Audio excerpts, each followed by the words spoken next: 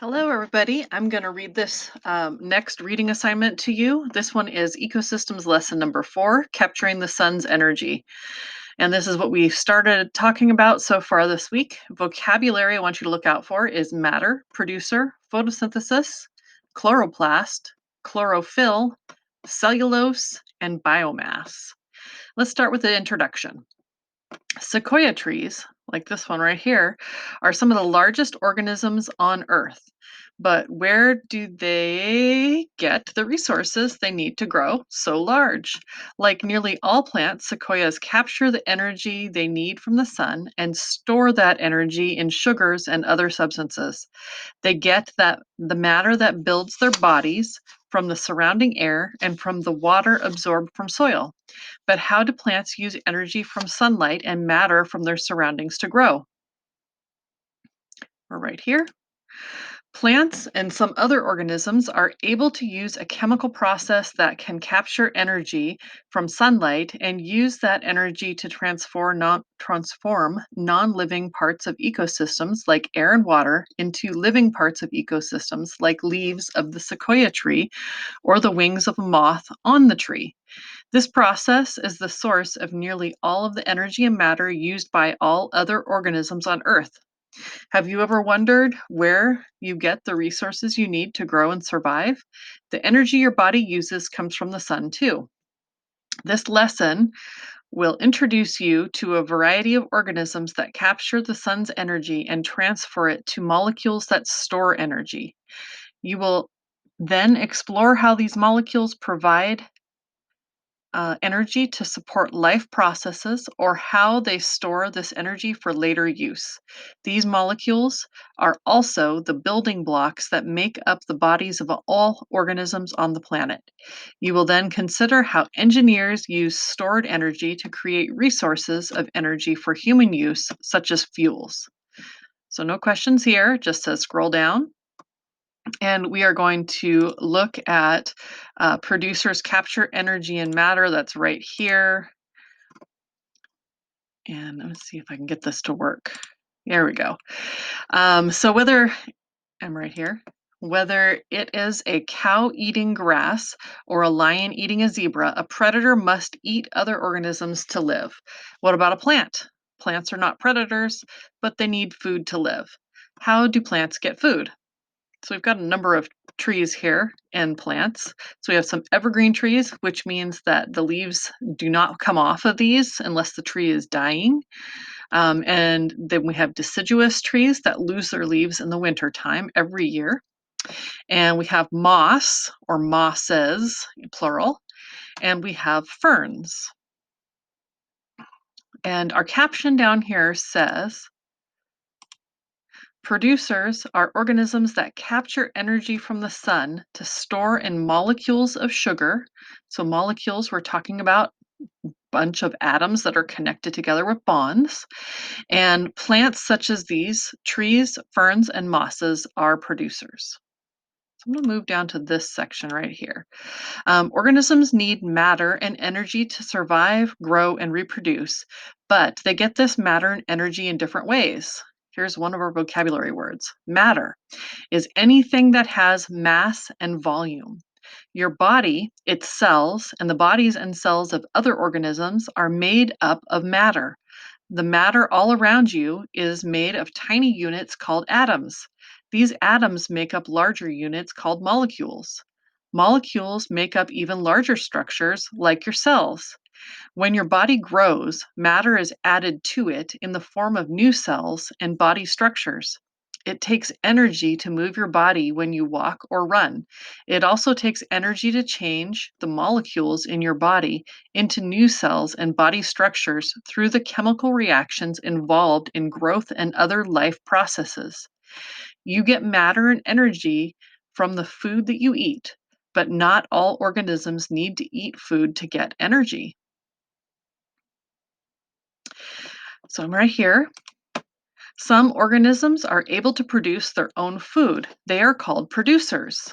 A producer, and this again is our vocabulary word, is an organism that captures energy and matter from its surroundings to produce sugars and other molecules. Most producers capture energy from sunlight to make their food. They get the matter they need from gas molecules captured from the air and water absorbed from the environment. Without access to sunlight, air, and water, a producer cannot make its own food and may die. Last sentence. Producers are found in ecosystems all over the world, converting the sun's energy into molecules of sugar, which store energy for later use. And so I'm going to look back at our pictures here. We have a picture of eelgrass, which is a type of grass that grows under the water. We have a microscopic organism called Volvox, which has some green in it, so it must have plant material, right? We have another microscopic organism called a diatom, and they have large amounts of calcium and other structural type units in them. And then this is another organism called cyanobacteria, which is also known as blue-green algae. It has a bacterial component and a plant component to it. And so here are your questions. You have four of them here. What is matter? Why do all organisms need matter and energy? How do organisms get matter and energy? And what are producers? And you should be able to type directly into these boxes as right now. So I'm going to scroll down to the next section here, and you can pause this and do your work, and then come back to it and listen to me again. And this is where I'm starting right now. Number 2, producers use photosynthesis. So remember again, producers are our plants. You may have noticed a lot of green in the photographs in this lesson. That is because this lesson is about producers, plants, and most producers are green. Photosynthesis in almost all ecosystems on Earth.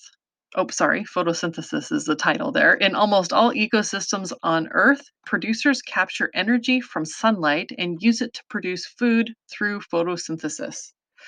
Photosynthesis, again, another vocab word, is the process of using energy from the sun and matter from the surroundings to produce sugars that store energy.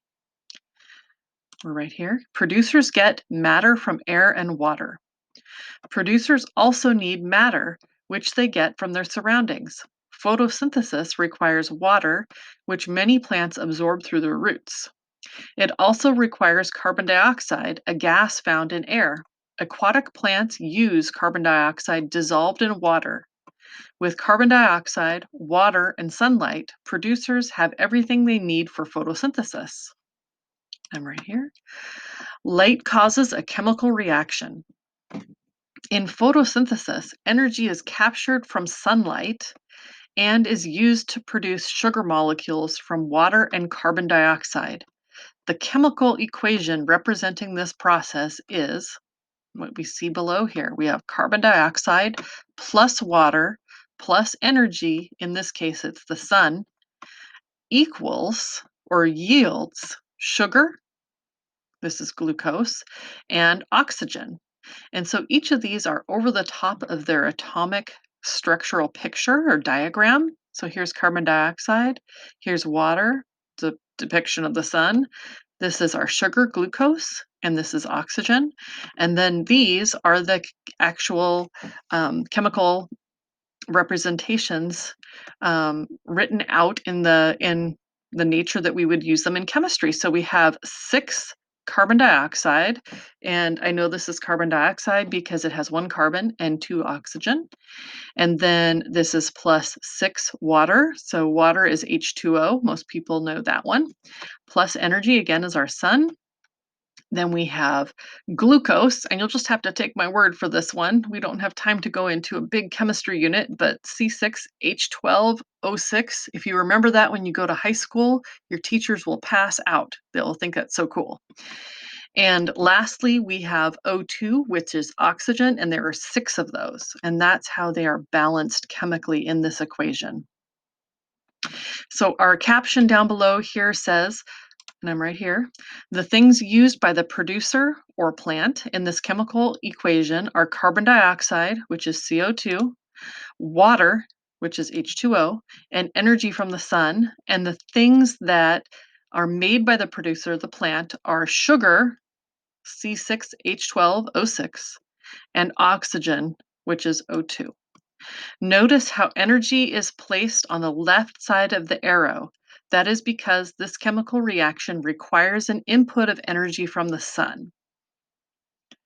And so you have your last three questions here. Number one, what is photosynthesis? Two, what are molecules needed for photosynthesis? And three, write out the equation of photosynthesis in words. And that is the end of this one today.